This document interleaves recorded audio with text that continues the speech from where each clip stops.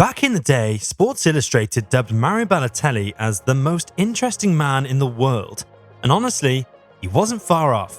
One week he'd been showcasing his undeniable talent on the field, and the next, he'd been in the spotlight for his wild off-field antics. Today we're diving deep into the career of one of football's most controversial figures. It remains one of the most iconic images in sports history. Mario Balotelli, stone-faced, shirt off, fists clenched, muscles bulging, a picture of pure defiance. Balotelli even commissioned an artist to create a life-size statue to capture that moment. He wasn't the only one captivated by the iconic pose. FIFA included his Euro 2012 flex in the next edition of its video game series, and Subetta released a special edition figurine. At the time, everyone was enthralled by Super Mario. He made the front page of Time magazine, joining an exclusive group of Italian icons like Luciano Pavarotti, Silvio Berlusconi, Sofia Loren, and Giorgio Armani. The guy has played for some of Europe's biggest clubs: Inter, Manchester City, AC Milan, and Liverpool, racking up plenty of achievements along the way. Yet there's a lingering feeling that fans never got to see his full potential. His career is one of the strangest in modern football, especially considering his explosive start. Let's rewind for a minute. He first made waves with his local team, Lumezan, even scoring 8 goals in a trial for Barcelona at just 15. However, the deal fell through due to his agent's high demands, leading him to Inter Milan, where he quickly became one of Europe's hottest prospects. Just after his 17th birthday, Balotelli made his senior debut for Inter and soon made headlines by scoring twice against Juventus in a 3-2 Coppa Italia quarter-final win.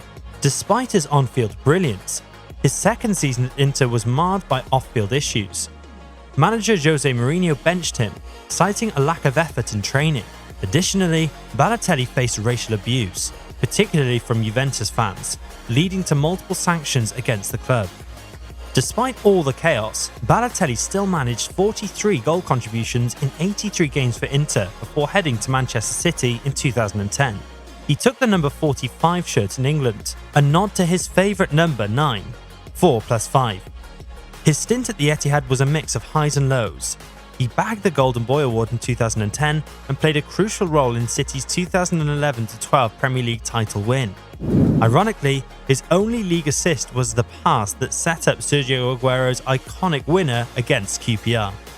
Balotelli's breakthrough at the European Championship marked a pivotal moment in Italy's struggle with racial integration. As the son of Ghanaian immigrants, raised by a couple from Brescia, he wasn't just a potential football star. He had the makings of an influential sport icon. Kids of all backgrounds idolized him, his mohawk becoming Italy's most requested haircut in 2012. His presence on the national team sparked important conversations about national identity. "I'm Italian," Balotelli declared after finally gaining citizenship at 18. "I feel Italian, and I will forever play for the Italian national team." Yet, a decade later, Balotelli's legacy is tarnished by his reputation for bad behaviour, a cautionary tale of the pitfalls of fame. His attitude issues surfaced again at Manchester City, culminating a high-profile fallout with Roberto Mancini.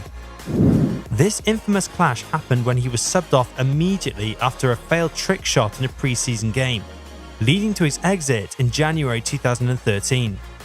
In a bold move, Balotelli joined AC Milan, the fierce rivals of his former club Inter. He started with a bang, scoring twice on his debut and adding 2 more in his next 2 matches. He ended the season with an impressive 12 goals in 13 games, followed by 18 goals across all competitions the next season. This earned him a move to Liverpool, where, for the first time in his career, he flopped, racking up more yellow cards than goals in his 28-game stint at Anfield. After a dismal season in England, he was loaned back to AC Milan for a year. Upon his return, new Liverpool manager Jurgen Klopp made it clear he had no place for Balotelli in his plans. This led to Balotelli's years of hopping between clubs not quite at Europe's top tier.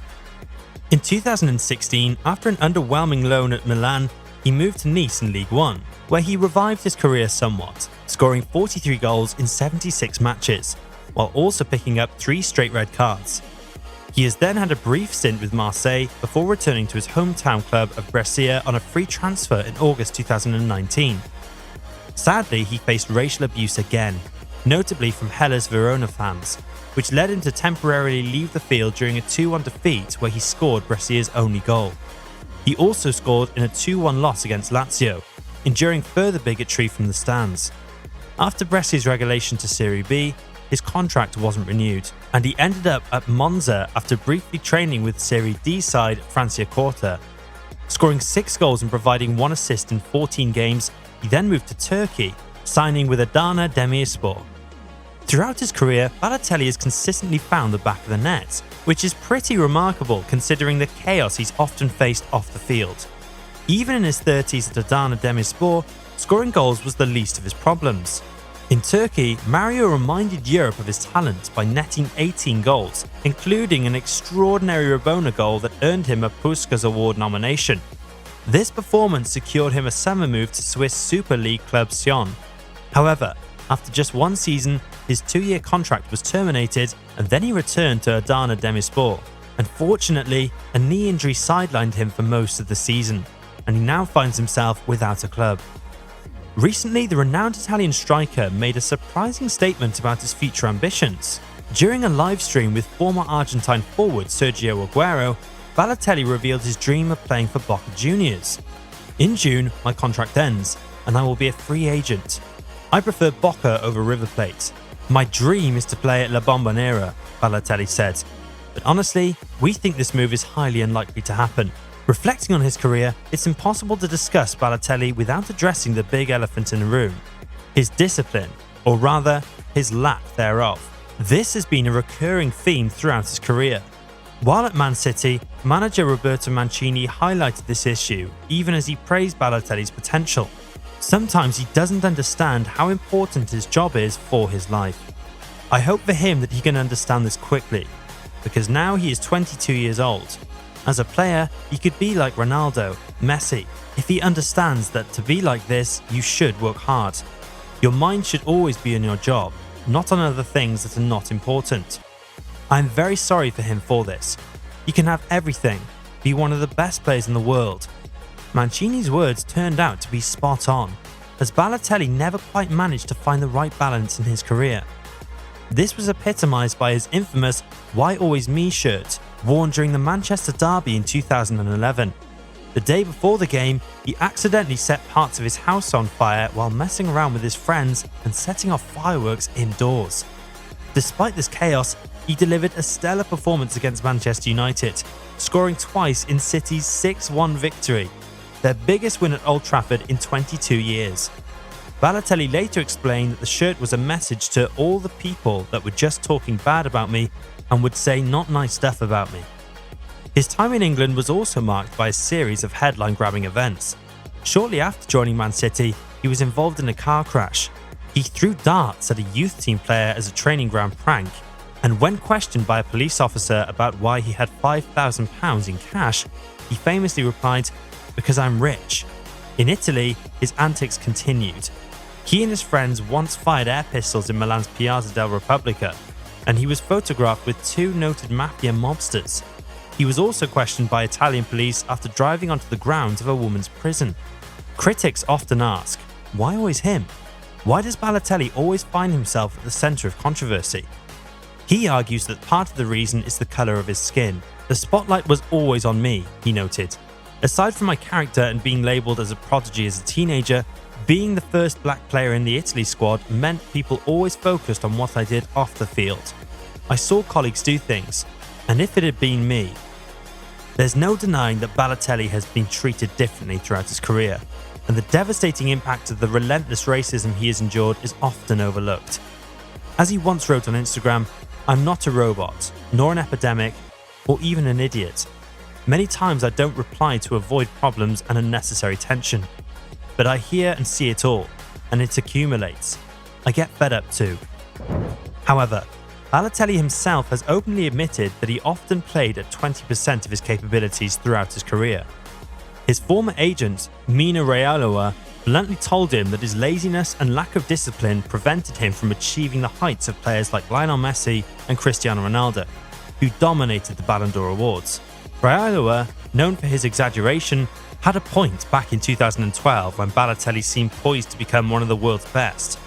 His talent was undeniable, which made his subsequent struggles even more disappointing. Balotelli maintains that he'll look back on his career path with contentment once he retires. He believes he can still perform at a high level for years. However, any hope of him fulfilling his immense potential has long since dimmed. He remains a captivating figure, having lived an unconventional life. But the title of the most interesting man in the world? Not quite anymore. Perhaps he's now more accurately described as one of football's most frustrating cases of unfulfilled talent. What are your thoughts on this polarizing figure? Let us know in the comments below. And if you enjoyed this content, be sure to like and subscribe for more in the future. Thanks for watching, and see you next time.